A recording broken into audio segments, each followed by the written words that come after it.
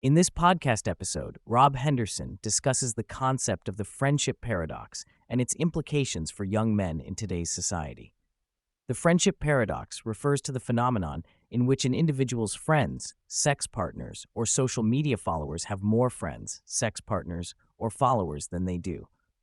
This seemingly paradoxical situation can lead to feelings of social inadequacy and comparison. Henderson explains that the friendship paradox is a result of the visibility of certain social experiences, such as extroverted individuals who are more likely to update their social media pages and share their social activities. This visibility can create a distorted perception of social connections, leading individuals to believe that everyone else is more socially active and popular than they are.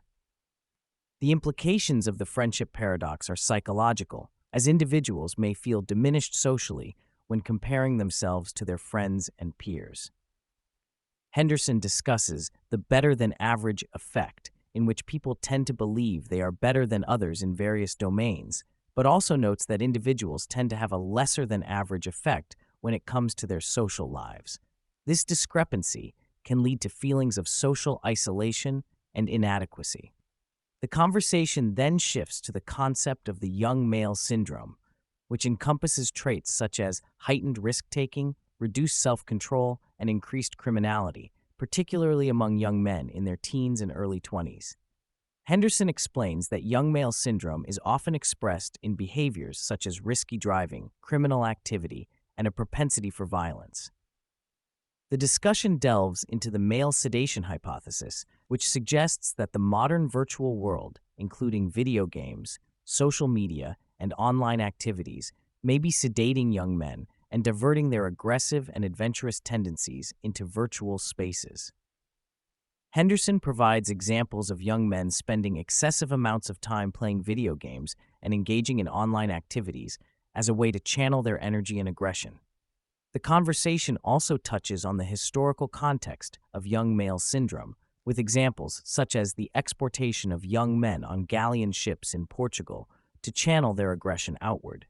Henderson and the host explore the potential link between high rates of sexlessness and associated violence, as well as the portrayal of incels as a domestic terror threat.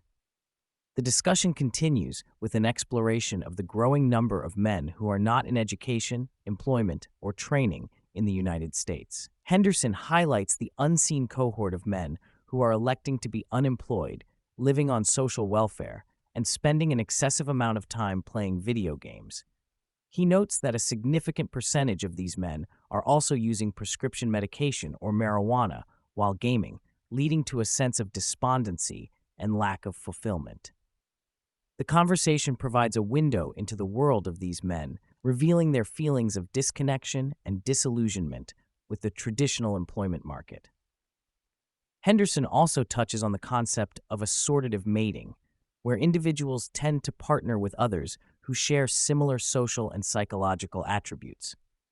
They discuss how social status is often passed down across generations, with individuals tending to form relationships with those who come from similar backgrounds. This leads to a discussion about the implications of assortative mating on social mobility and the perpetuation of social inequality. The conversation then shifts to Melissa Kearney's book, The Two-Parent Privilege, which explores the impact of single-parent households on children's educational outcomes. Henderson discusses the challenges faced by children raised in unstable and disorderly environments, highlighting the lower graduation rates among foster children compared to those raised in poor families. He emphasizes the importance of paying attention to the impact of instability on children's development, pointing to the need for greater support for families and children in vulnerable situations. The podcast also delves into the psychological dynamics of confirmation bias and the impact of tribalism on public discourse. Henderson discusses how individuals often seek out information that confirms their existing beliefs, leading to a reinforcement of their worldview. He also touches on the tendency for individuals to dismiss information that challenges their beliefs, highlighting the need for critical thinking and open-mindedness in evaluating different perspectives. The conversation continues with an exploration of the reality distortion field experienced by individuals with high social status or attractiveness. Henderson discusses how the experiences of attractive women and successful individuals can shape their perceptions of others, leading to jaded views and cynical attitudes. He provides examples of how the behavior of others can influence one's worldview, shedding light on the complex interplay between social dynamics and individual perceptions. The conversation also touches on the differences in objectification between men and women, with Henderson highlighting the societal pressures and expectations placed on both genders. He discusses the impact of political divergence among young men and women, as well as the influence of social capital and status on interpersonal interactions.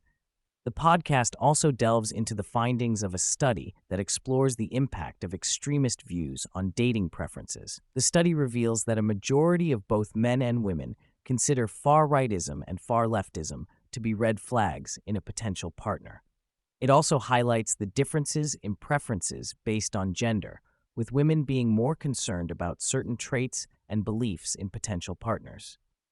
The conversation then shifts to the topic of happiness and relationship satisfaction, particularly in the context of gender equality and wealth. Henderson shares insights from studies that suggest higher levels of wealth and socio-political equality among genders are associated with lower levels of relative happiness for women compared to men. He also discusses the paradox of declining female happiness and the potential factors contributing to this trend. The conversation also delves into the concept of concealed ovulation in women. Henderson discusses the idea that women may have evolved to conceal their ovulation not only from men, but also from themselves, in order to avoid the burdens of pregnancy. This leads to a fascinating discussion about the evolutionary implications of concealed ovulation and its impact on human behavior. They go on to discuss Solomon's paradox, named after the biblical King Solomon. This paradox suggests that people can be wise in solving other people's social problems, but may struggle to make wise decisions in their own lives. Henderson and Williamson discuss the implications of this paradox, particularly in the context of male friendships and the challenges men face in maintaining social connections.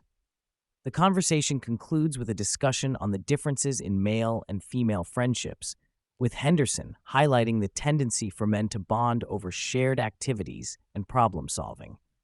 This leads to a discussion about the importance of social networks and the impact of loneliness on mental health, particularly for young men who may struggle to maintain friendships and social connections.